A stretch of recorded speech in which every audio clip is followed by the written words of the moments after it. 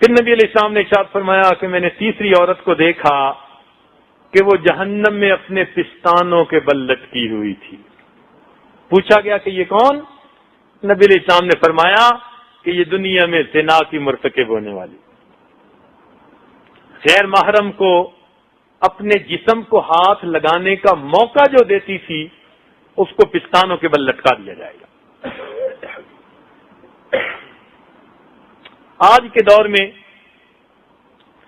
اس گناہ کا جو سب سے بڑا ذریعہ ہے نا وہ سیل فون ہے.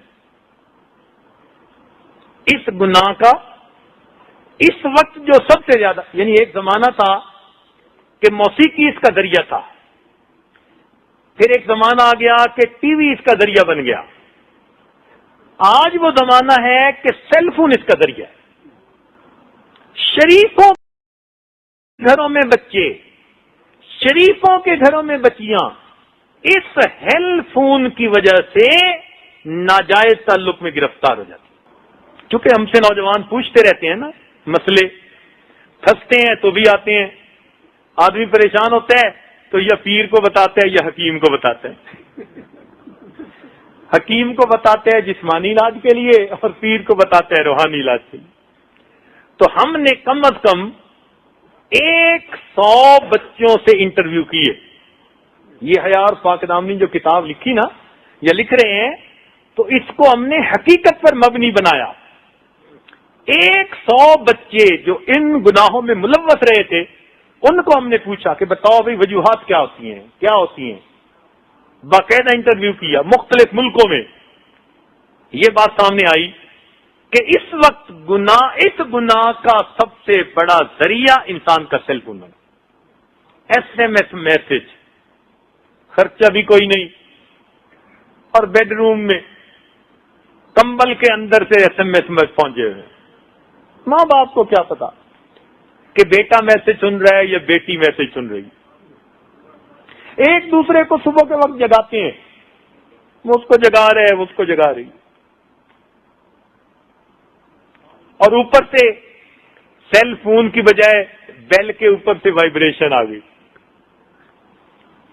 ایک مصیبت کہ اگر ہے بھی صحیح کسی کے پاس تو ساتھ والے کو پتہ نہیں، وہ بس جیسے دل دھڑکتا ہے نا وہ دل ہی دھڑکتا ہے.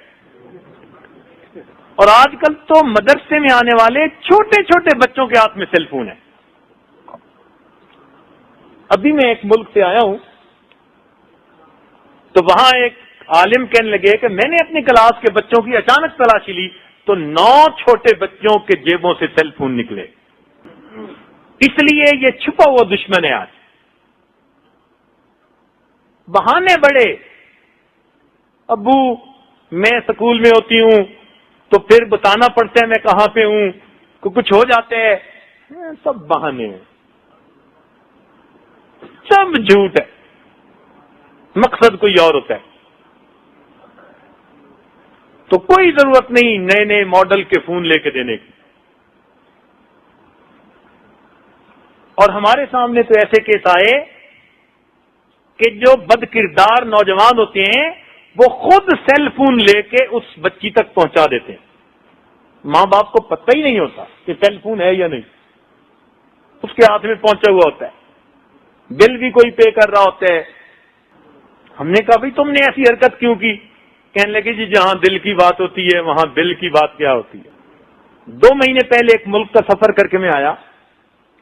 اس ملک میں ایک باپردہ بچی نے سیل فون کے ذریعے کسی نوجوان کے ساتھ اتنا تعلق بڑھایا کہ خفیہ نکاح کر لیا. 3 سال تک ماں باپ کو پتہ نہ چلا، اور لڑکے لڑکی کا نکاح ہے، اور یہ پردہ دار بچی ہے اور نیکوکار گھرانے کی بچی ہے. جب یہ واقعات پیش آنے لگے تو پھر سمجھنا چاہیے کہ یہ کس قدر خطرناک چیز ہے. اس لیے اس کو میں ہیل فون کہتا ہوں. یہ فون نہیں، یہ خون ہے، عزتوں کا خون ہے، پکی بات ہے. اس لیے اس کا دشمن بن جائیے اور اس کو بس مقصد کے لیے استعمال کیجیے، اپنے بزنس کے لیے. ہمارے تجربے میں یہ بات آئی اور علم میں یہ بات آئی کہ بندہ بیت اللہ کا طواف کر رہا تھا اور اپنی گرل فرینڈ کے ساتھ بات کر رہا تھا. کیا رونا روئے ہم.